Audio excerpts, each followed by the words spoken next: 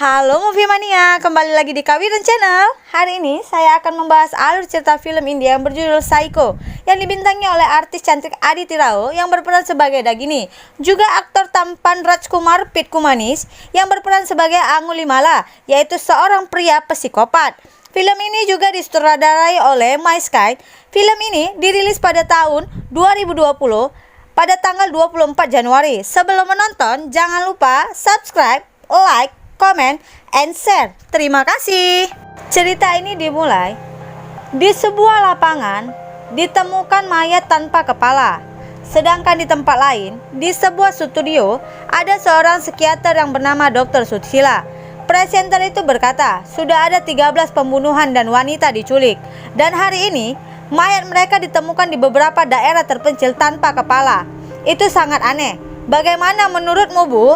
Dr. Sushila berkata, Piala, pembunuhan berantai sedang berburu. Begitu pemburuannya berakhir, dia seperti butuh sesuatu dari mayatnya.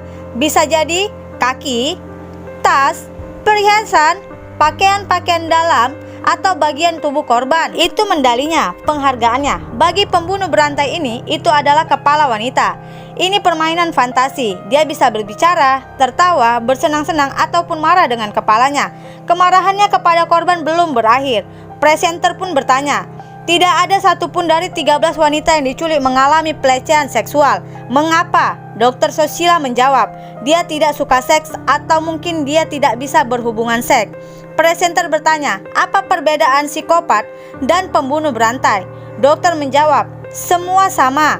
Tidak ada manusia yang berhak membunuh orang karena sembarangan alasan. Dan jika seseorang membunuh, itu berarti kemanusiaannya hilang dan telah diganti dengan kekajaman. Makhluk liar itu disebut psikopat.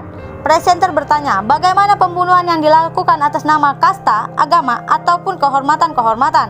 Dokter menjawab, semua terpengaruh secara psikopatologis. Jika seorang pria terus memukuli istrinya selama 3 tahun, dia psikopat. Orang tua yang membunuh putri mereka karena menikah di luar kasta, mereka juga psikopat. Seorang yang membunuh seseorang dari kepercayaan lain atas nama agama juga dianggap psikopat. Perbincangan mereka pun selesai. Di tempat lain, di sebuah kantor, ada seorang gadis. Gadis itu berjalan dan mencium ayahnya.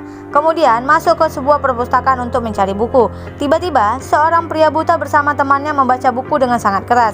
Gadis itu melihat mereka lalu pergi dan bertemu dengan ayahnya. Ayahnya berkata, bagaimana mereka bisa tahu kau ada di sana? Gadis itu menjawab, dia tahu semua rutinitasku, ayah. Katakan padanya jangan mengganggumu. Aku sudah katakan 3 kali, tapi tidak ada gunanya.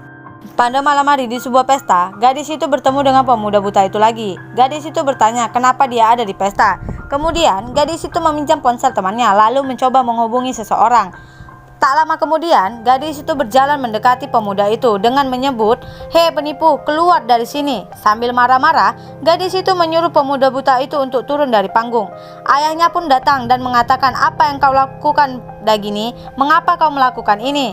Temannya pun bertanya, apa yang kau lakukan? Dia teman kakakku. Namun Dagini tetap saja marah dan menyuruh pemuda buta itu pergi.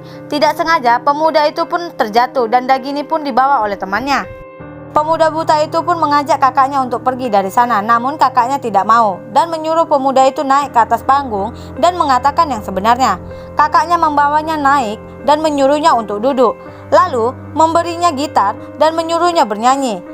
Nyanyikan lagu cintamu. Setelah itu mereka pun pulang. Saat sedang berjalan, kakak pemuda itu marah atas perlakuan Dagini kepadanya. Namun pemuda itu berkata, jangan bicara buruk tentang Dagini. Kakaknya berkata, kau begitu mencintainya, tapi dia tidak memahami itu. Sambil berdebat tentang Dagini, pemuda buta itu meminta kakaknya untuk menunggu sebentar. Dia yakin bahwa Dagini akan datang. Saat sedang menunggu, Dagini pun datang menghampirinya. Lalu berkata, maafkan aku Gautam, aku sungguh minta maaf. Aku tidak tahu kau akan terjatuh. Gautam, tolong mengerti. Aku tidak bisa mengasihani dan mencintaimu hanya karena kamu buta. Gautam menjawab, aku tidak memintamu untuk mencintaiku. Aku hanya mengatakan bahwa aku mencintaimu. Seseorang hanya dapat mencintai jika mereka merasa seperti anak kecil, Dagini. Mereka pun berbicara. Lalu Dagini bertanya, bagaimana Gautam tahu kemana saja Dagini pergi? Ternyata Gautam membayar teman kantornya dan pembantu Dagini agar memberitahu semua aktivitas Dagini. Lalu Dagini berkata bahwa besok dia akan pergi ke suatu tempat, bahkan ayahnya tidak tahu tentang hal itu. Dagini ingin melihat bagaimana Gautam akan mengikutinya. Gautam berkata dia akan mengikuti kemanapun Dagini pergi. Dagini berkata, baiklah, mari kita lihat caramu menemukanku besok. Gautam berkata, aku pasti datang. Berikan aku sebuah petunjuk.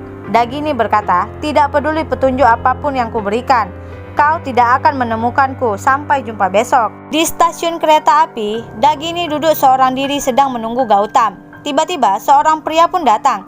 Dagini yang terkejut bertanya, kau siapa? Aku tidak ingat pernah melihatmu sebelumnya. Pria itu pun duduk, lalu menyemprotkan bius. Dagini pun pingsan. Tiba-tiba Gautam pun berjalan mendekati mereka. Pria itu membawa Dagini. Tidak sengaja, cincin Dagini pun terjatuh. Gautam pun menunduk dan mencoba mencarinya. Akhirnya cincin itu pun ada bersama Gautam.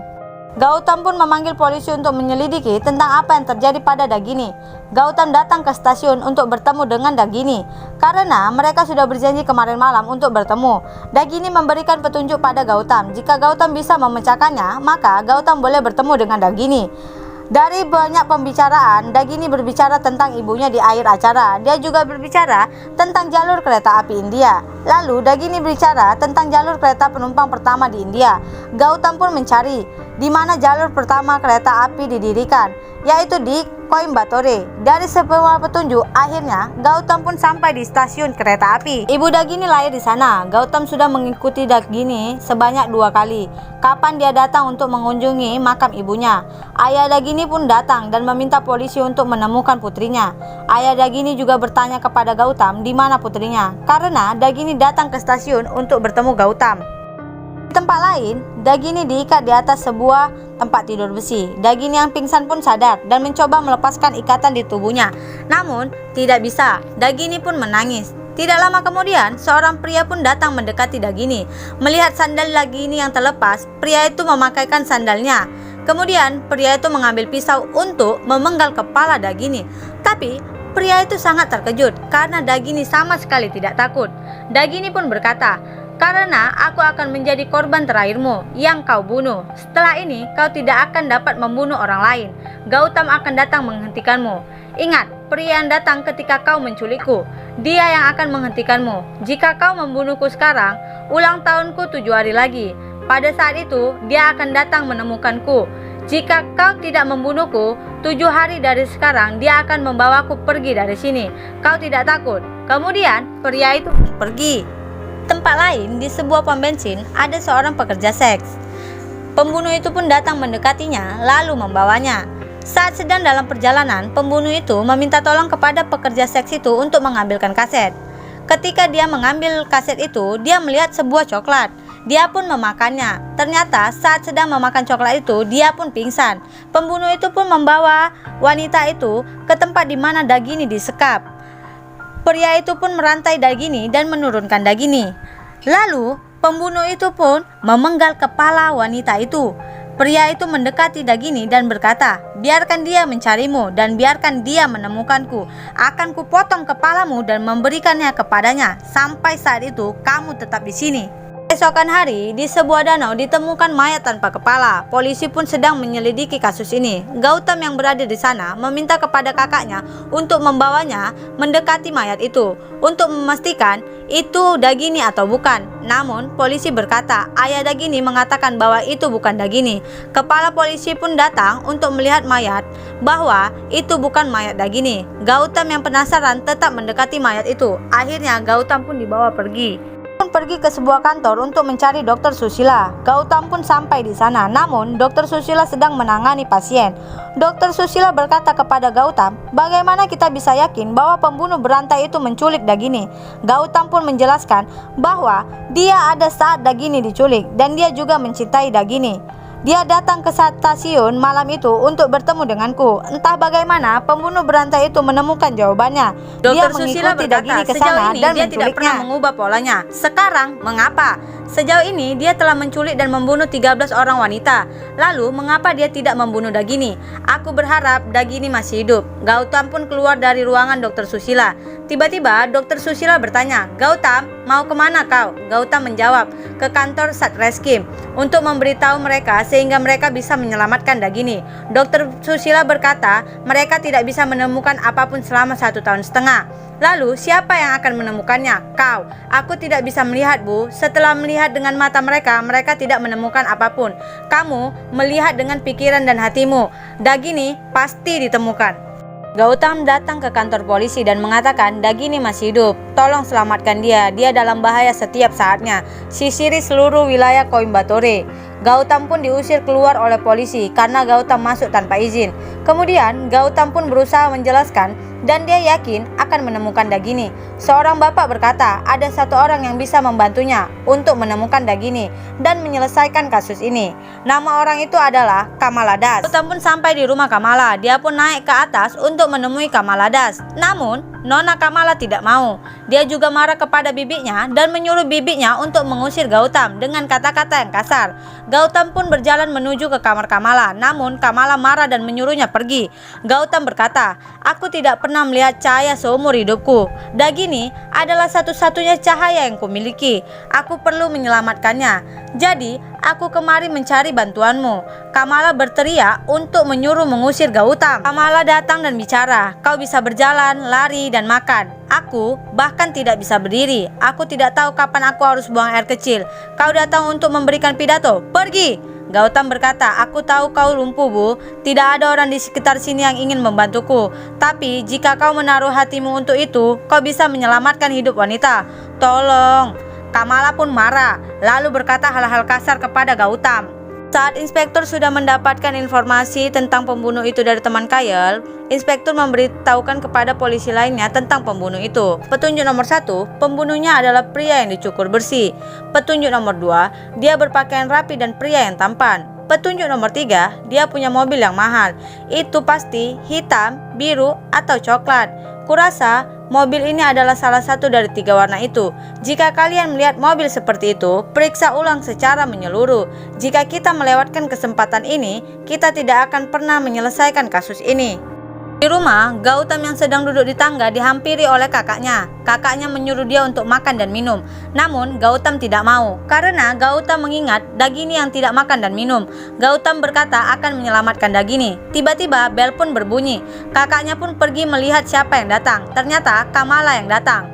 Gautam pun segera turun untuk bertemu Kamala. Gautam mendekati Kamala lalu memegang tangannya sambil berkata, "Kamala, kau masih muda. Aku sangat menyukaimu." Kamala pun memberikan beberapa pertanyaan kepada Gautam. Lalu Kamala bertanya apa keinginan Gautam. Gautam pun menjawab, Gautam hanya ingin menyelamatkan Dagini walaupun dia harus mati. Kamala berkata, "Kita tidak punya banyak waktu. Sudah 1,5 tahun sejak kecelakaanku. Aku lupa detail tentang kasus ini. Aku butuh 3 hal, mengunyah permen karet, peta distrik Coimbatore, dan berkas Satreskrim terbaru tentang kasus ini." Kamala juga berkata tidak ada yang akan memberikan kepada kita. Kita harus mencurinya. Malam hari, mereka pun memulai rencana. Kamala mencoba mengarahkan Gautam untuk masuk ke dalam kantor polisi. Gautam pun terus berjalan dengan arahan Kamala dan akhirnya sampai di dalam. Saat mencari berkas, tiba-tiba Gautam diselamatkan seorang bapak agar tidak ketahuan oleh inspektur polisi. Bapak itu pun menolong Gautam dengan memberikan fotokopian dari berkas yang mereka cari. Karena bapak itu tahu bahwa Gautam mau berusaha untuk menyelamatkan Dagini. Di rumah, Gautam bersama yang lain sedang membahas tentang penculikan. Dengan membacakan nama-nama korban dan kapan korban diculik, saat itu bibi Kamala ingat yang terjadi pada Kamala. Namun, Kamala pun marah dan membahas tentang penculikan yang telah terjadi. Kamala berkata sudah ada 14 penculikan. Dari jumlah tersebut, 10 orang telah berhasil dalam profesinya. 4 dari mereka adalah pekerja seksual. Aku menyelidiki 6 kasus pertama. Tidak ada petunjuk. Itu semua adalah lubang hitam. Tetapi, dalam 6 kasus terakhir, Sylvia Plath, Ezi Larasi, dan rupa Wahini ada kesamaan dalam kasus ini. Ketiga wahana mereka adalah satu-satunya kendaraan yang ditemukan di jalan. Mereka bertiga diculik pada siang hari. Mereka pun mendatangi rumah 3 kasus terakhir yang terjadi sebelum hilangnya Dagini. Mereka mencoba meminta penjelasan kepada keluarga korban. Dalam setiap olah TKP, mereka selalu menemukan tempat sampah di TKP. Mereka pun sampai pada kasus terakhir. Gautam mengajak anak-anak sekitar bermain untuk mengetahui korban dalam kasus terakhir sebelum Dagini hilang. Gautam mencoba mengajak anak-anak berbicara sambil bertanya tentang korban yang bernama Rupa. Mereka pun mulai mendapatkan petunjuk dengan cara ini. Di rumah, saat Gautam tertidur di tangga, tiba-tiba dia terbangun. Lalu dia membangunkan kakaknya. Gautam pun keluar dari rumah, tapi tidak ada siapapun. Gautam berjalan dan terjatuh. Ternyata di depan rumah ada mayat wanita tanpa kepala. Seketika, rumah Gautam pun dipenuhi oleh wartawan yang ingin tahu tentang apa yang terjadi pada Dagini. Gautam yang dikawal oleh banyak polisi pun berjalan masuk ke dalam mobil. Gautam pun diinterogasi oleh polisi. Polisi bertanya, apa yang kau tanyakan kepada tetangga korban? Dia menanyai anak-anak daerah itu dan mengetahui pembunuh yang menggunakan anjing untuk menculik wanita. Apa yang kita lakukan? Bukankah kita punya akal sehat? Orang normal kurang memiliki akal sehat daripada psikopat. Bagaimana cara Gautam mengetahui ini? Dia tidak mencari dengan matanya. Katakan itu pada komisaris. Tidak peduli siapapun yang kita beritahu, ini adalah kebenarannya. Polisi pun terus berbincang tentang apa yang telah terjadi. Nah, Movie Mania itu adalah alur cerita film Psycho Part 1. Mau tahu kelanjutannya? Jangan lupa nonton di Part 2.